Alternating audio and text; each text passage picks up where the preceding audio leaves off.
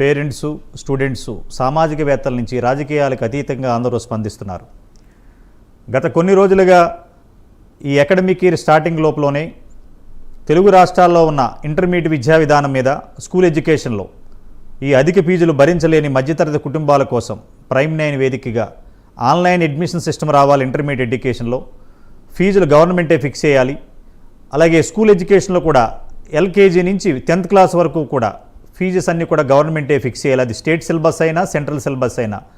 ఈ రెండు రాష్ట్రాల్లో అనేక వందలాది రూపాయలు అవినీతి దందాతో సంపాదించినప్పుడు ఇన్కమ్ ట్యాక్స్ అధికారులతో పట్టుబడినా కూడా తెలుగు రాష్ట్రాల్లో కూడా గవర్నమెంట్ కానీ ఉన్నత అధికారులు కానీ స్పందించకపోవటం శోచనీయం. ఏది ఏమైనా 4th ఎస్టేట్ ఒక సమాజ హితం కోసం ప్రైమ్9 దీని ప్రత్యేక కథనాలతో, సామాజికవేత్తలతో, స్టూడెంట్ యూనియన్ ప్రెసిడెంట్లతో, అనేక మంది రాజకీయ నాయకులతో, అధికారులతో అందరితో కూడా చర్చను చేపట్టి ప్రజల్లో అవేర్నెస్ రావాలి, అలాగే స్టూడెంట్స్లో అవేర్నెస్ రావాలి, ముఖ్యంగా పేరెంట్స్లో అవేర్నెస్ రావాలన్న ఉద్దేశంతో ప్రైమ్9 అనేక కథనాలు మొదలుపెట్టింది. దీనికి స్పందించిన నారా లోకేష్ గారు, ఉన్నత విద్యాశాఖ మంత్రి, ఆంధ్రప్రదేశ్ ప్రభుత్వం వారు స్పందించారు మా మీడియా సాక్షిగా. రెండవది రేవంత్ రెడ్డి గారు కూడా నిన్న కూడా దీని గురించి రివ్యూ చేయటం అనేది ఒక మంచి శుభపరిణామం. ఏదేమైనా కూడా ఇంకా కూడా తెలంగాణ రాష్ట్రంలో ఆన్లైన్ అడ్మిషన్స్ వచ్చే వరకు కూడా ఇంటర్మీడియట్ ఎడ్యుకేషన్లో ప్రైమ్9 ప్రత్యేక కథనాలతో పాటు ప్రత్యేక చర్చా కార్యక్రమాలు ప్రతిరోజు 8 PM మీకు అందిస్తూనే ఉంటాం. ఎందుకంటే ఈ రోజున కోట్లాది రూపాయలు సంపాదించి ప్రైవేటు విద్యని సామాన్యుడికి అంతనంత ఎత్తుకు తీసుకెళ్లిన ఈ కార్పొరేట్ శ్రీ చైతన్య, ముఖ్యంగా నారాయణ, ఇంకా అనేక విద్యా సంస్థలు, ఎందుకంటే 1-2 అంటే మనం చెప్పొచ్చు, కుప్పలు తెప్పలుగా పెరిగిపోయిన పేర్లన్నీ కూడా ఈ రోజున గవర్నమెంట్ చేతులు ఎత్తేసింది, ఇంటర్మీడియట్ బోర్డు చేతులు ఎత్తేసింది. ఇంకొక విషయం సభ్య సమాజానికి సిగ్గుచేటు ఏమిటంటే సమ్మర్ వెకేషన్ ఇచ్చిన తెలంగాణ రాష్ట్రంలో కూడా ఆన్లైన్ క్లాసులు తీసుకోవటం, ఆఫ్లైన్ క్లాసులు తీసుకోవటం, అనేక మంది మీడియాకి, మా ప్రధాన కార్యాలయాలకి మెసేజ్లు పెట్టి సమ్మర్ వెకేషన్లో క్లాసులు కండక్ట్ చేస్తున్నారని విద్యార్థి సంఘ నాయకులు కూడా మొరపెట్టుకుంటున్నా కూడా వాళ్ళ ఫోన్లు ఎత్తకపోవటం, సాక్షాత్తు ఇంటర్మీడియట్ బోర్డు సెక్రటరీ కూడా స్పందించకపోవటం శోచనీయం. ఈ రోజున ఈ స్పెషల్ డిబేట్లో పాల్గొన్న ప్రముఖుల్ని మనం మాట్లాడదాం. పవన్ కుమార్ గారు, నవ తెలంగాణ విద్యార్థి శక్తి స్టేట్ ప్రెసిడెంట్, మన స్టూడియోలో అందుబాటులో ఉన్నారు. నమస్కారం అండి. మెట్టు సాయి గారు, ఫిషరీస్ కార్పొరేషన్ చైర్మన్, జూమ్లో అందుబాటులో ఉన్నారు. నమస్కారం అండి.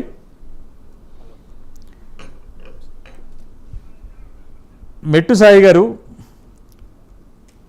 గత 15-16 రోజుల నుంచి ప్రైమ్9 వేదికగా ఈ తెలంగాణ రాష్ట్రంలో ఈ శ్రీ చైతన్య విద్యా సంస్థలో ఐటీ దాడులు కానీ, లేదా ఈ ఫీజుల దందా గురించి, ఇది మొదలుపెట్టిన తర్వాత స్కూల్ ఎడ్యుకేషన్లో కూడా కోట్లాది రూపాయల దందా జరుగుతుందని ప్రైమ్9 రీసెర్చ్లో తెలిసింది. మేము అనేక కథనాలను చూపిస్తున్నాం, చూపించబోతున్నాం కూడా. కానీ ఎంత చేసినా కూడా ఇంకా అధికారుల్లో చలనం లేదు. విద్యాశాఖ మంత్రి రివ్యూలు చేస్తున్నా కూడా, 4th ఎస్టేట్ అయిన మీడియా కూడా కథనాలు చేసినా, విద్యార్థి సంఘ నాయకులు వెళ్ళి తనిఖీలు చేసినా కూడా తిరిగి వాళ్ళ మీద కేసులు పెట్టడం, దాడులు చేయటం, ఇది ఎంతవరకు కరెక్టు? అసలు మనం ఎక్కడున్నాం? ఈ కార్పొరేట్ విద్యా వ్యవస్థ గవర్నమెంట్ని శాసిస్తుందా, గవర్నమెంట్ వీళ్ళని శాసిస్తుందా? ఏమంటారు మీరు?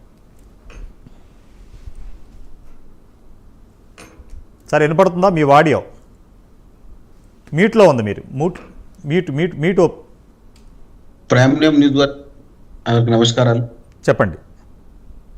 మీరు చూపిన చొరవ అంటే ప్రజలకు, వారి మన కుటుంబాలకు, అదేవిధంగా విద్యార్థి కుటుంబాలకు మేలు చేకూర్చే విధంగా ఉంటుందని భావిస్తున్నాను.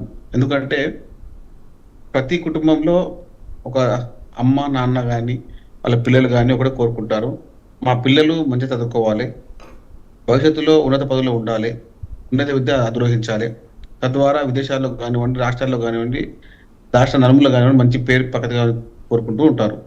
దానికి ముఖ్య ఉద్దేశం విద్యని మార్కెట్లో అమ్ముకొని, దండుకొని, ఆ తర్వాత మంచిగా అయితే వారి అకౌంట్ల, చెడ్డ అయితే వీరి అకౌంట్ వేసే విధంగా అప్పటి నుంచి కార్పొరేట్ వ్యవస్థ నడుస్తూ ఉంది.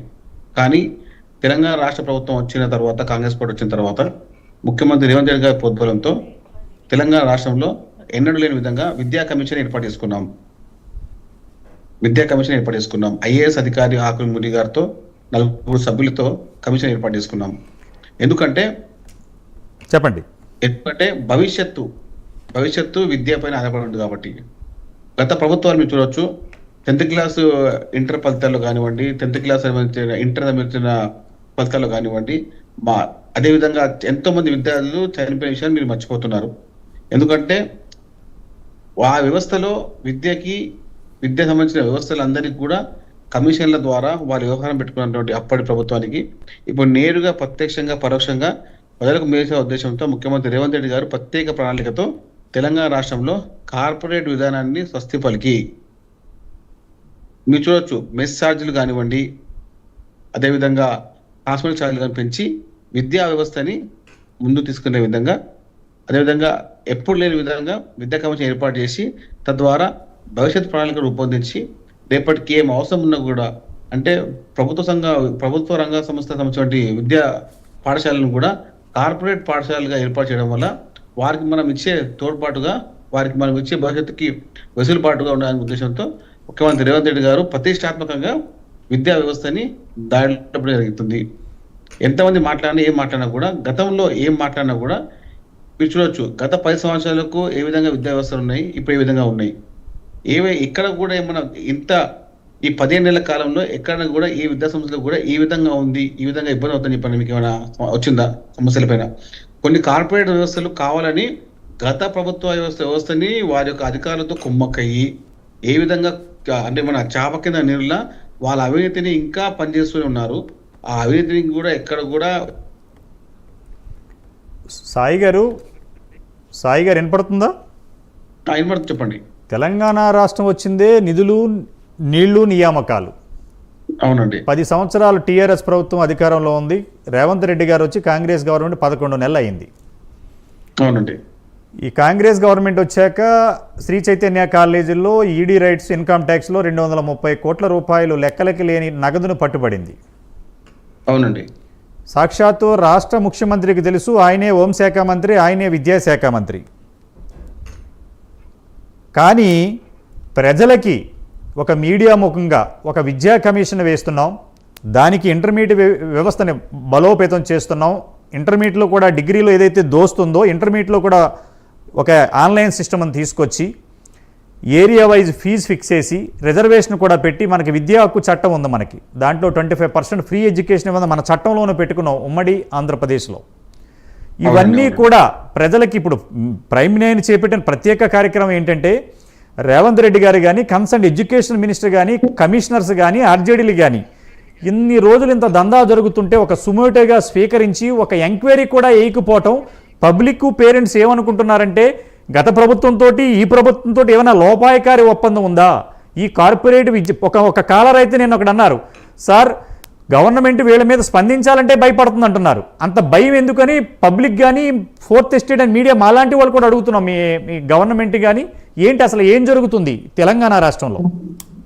అట్లా మన మీడియా ప్రముఖులు మీరు ఆ విధంగా చెప్పడం కూడా కొంచెం బాధ అనిపిస్తుంది. చెప్పండి. ఎందుకంటే జరుగుతున్నటువంటి వ్యవస్థని మీకు తెలియజేస్తున్నారు, కానీ ఇంతవరకు ఎవరు చేయలేని విధంగా టీచర్ వారి పైన కూడా ఐటీఆర్ చేయడం జరిగింది.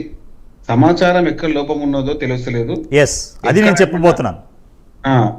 సమాచార లోపం ఎక్కడ తెలుస్తలేదు. తెలిసిన పరీక్షణమే ఎవరైనా ఎంత పెద్ద అధికారులైనా కూడా వదిలిపెట్టే సమస్య లేదు, ప్రసక్తి లేదు. న్యాయం ఒక దినం ఒక దినం ఉండి జరగకపోవచ్చు, కానీ చట్ట ప్రకారంగా కొంతమంది చట్టాన్ని లొసుగులో చేతిలో పెట్టుకొని ఏ విధంగా అయినా కూడా చర్యలు తీసుకున్నా కూడా వారు బయటకు వచ్చే విధంగా ప్రయత్నం చేస్తున్నారు. కాబట్టి రేవంత్ రెడ్డి గారి ప్రభుత్వం, కాంగ్రెస్ పార్టీ ప్రభుత్వం ఇలాంటి దుర్మార్గులు మళ్ళీ బయటికి రాకుండా కఠినమైన చర్యలు తీసుకునే విధంగా ముందుకెళ్తున్నారు. కొన్ని సార్లు న్యాయం త్వరగా జరగకపోవచ్చు, కానీ తప్పకుండా జరుగుతుందనే నమ్మకం మాకుంది. సాయి గారు, రేవంత్ రెడ్డి గారు సాక్షాత్తు తెలంగాణ రాష్ట్ర ముఖ్యమంత్రి, హోంశాఖ మంత్రి, విద్యాశాఖ మంత్రి వారు ఏ జిల్లా నలుమూలలో చిన్న చిటుకుమన్న ఒక కలెక్టర్ ఆఫీసులో ముట్టడి జరిగినా, ఒక ధర్నా జరిగినా, ఒక ఎస్పీ ఆఫీస్ ముట్టడి జరిగినా కూడా ఇంటెలిజెన్స్ రిపోర్ట్ ద్వారా బై 5 o'clock ఎవ్రీడే ఇన్ఫర్మేషన్ వస్తుంది. తెలంగాణ రాష్ట్రంలో ఈ శ్రీ చైతన్య కాలేజీలో ఐటీ దాడులు జరిగినా, మాలాంటి మీడియా ఛానల్ వాళ్ళు దీని సమాజహితం కోసం టేకప్ చేసినా కూడా ఆర్జేడీలు ఫోన్ ఎత్తట్లేదు, డిఐవి వాళ్ళు ఫోన్లు ఎత్తట్లేదు, సాక్షాత్తు ఇంటర్మీడియట్ ఐఏఎస్ అధికారి, ఇంటర్మీడియట్ బోర్డు సెక్రటరీ కూడా ఆన్లైన్ క్లాసులు పెడుతున్నారు, వెకేషన్ ఇచ్చారు జీవోలో, ఆఫ్లైన్ క్లాసులు పెడుతున్నారని విద్యార్థి సంఘ నాయకులు వెళ్ళి వాళ్ళు గొడవ పెడుతున్నా కూడా ప్రతిరోజు మీడియా నుంచి వచ్చిన ఇన్పుట్స్ తీసుకుంటారు, పోలీస్ డిపార్ట్మెంట్ వచ్చిన ఇన్పుట్స్ తీసుకుంటారు. సాక్షాత్తు హైదరాబాదు నడిబొడ్డులో, ఎక్కడో కాదు, ఏదో జిల్లాలో, ఖమ్మంలోనో, నిజామాబాద్లో కాదు, హైదరాబాద్ నడిబొడ్డులో జరిగింది. ప్రత్యక్షంగా పీసీఆర్ ఒకసారి విజిల్స్ పే చేయండి, విద్యార్థి సంఘాలు వెళ్ళినవని. అవి జరుగుతున్నా కూడా అసలు ఆ సీఎంఓ ఆఫీస్ నుంచి కానీ, ముఖ్యమంత్రి కార్యాలయం నుంచి కానీ, విద్యాశాఖ మంత్రి అధికారుల నుంచి కానీ వాట్సాప్లో మెసేజ్లు పెడుతున్నాం, డిఐఓలకి, ఆర్జేడీలకి మెసేజ్ పెడుతున్నాం, ఇంత కూడా స్పందించట్లేదంటే అంటే ఏంటి, దేం జరుగుతుందనేది. ఇక్కడ ముఖ్యమంత్రి గారు చేయట్లేదు, వారిని తప్పు పట్టట్లా, వ్యవస్థలో లోపాలు ఎక్కడ ఉన్నాయి, ఎందుకు ఎమర్జెన్సీగా స్పందించట్లేదు అనేది మా ప్రశ్న. సాయి గారు, మీరు చూపిస్తున్న విజువల్ కనపడతా ఉంది, ఎక్కడ కూడా లోపం అవుతుందో నేను చెప్తున్నాను కదండి. ఎక్కడనో కొంతమంది అధికారులు స్పష్టంగా దీనిలో భాగమై ఉంటే సమస్యలు కూడా తెలిస్తే కూడా ఎవరిని వదిలిపే ప్రసక్తి లేదు. మీరు చూడొచ్చు, ఎవ్వరు కూడా విద్యార్థులకు కానీ వారి కుటుంబాలకు ఇబ్బంది చేసే విధంగా కళాశాలలు కానీ, కళాశాల యాజమాన్యాలు కానీ ముందుకు వస్తే వారు ఎంత పెద్ద వారమే వదిలిపెట్టాము. ఎందుకంటే ముఖ్యమంత్రి గారికి విద్యాశాఖ కానీ వారిపైన మక్కువ ఎక్కువ కాబట్టి ఎవ్వరు చేసినా, వాళ్ళ కుటుంబీకులైనా కానీ, వారు ఉంటారు కేసీఆర్ కుటుంబం కానీ, ఇంకా బండి సంజయ్ కుటుంబం కానీ, ఎవరిని కూడా వాళ్ళకు లోపాయకరంగా ఉన్నా కూడా ఎవరిని కూడా వదిలితే అవసరం లేదు. మాటకు మాట చెప్పే విధంగా, ఎవరైతే వినకపోతే చట్ట ప్రకారం చెప్పే విధంగా కూడా ముందుకెళ్తాం. చూద్దాం, మీరైనా కొద్దిగా స్పందించి రేవంత్ రెడ్డి గారు, ఎందుకంటే ఒక డైనమిక్ లీడర్ సీఎం ఉన్నారని ప్రజలు, కాలర్స్ కూడా తెలియజేస్తున్నారు. రేవంత్ రెడ్డి గారు తలుసుకుంటే తెల్లారేటప్పటికి వ్యవస్థను మార్చొచ్చు అనేది కూడా కాలర్స్ చెప్తున్నారు, మేము చెప్పేది కాదు. తప్పకుండా మెట్టు సాయి గారు మీతో మళ్ళీ మాట్లాడతాను.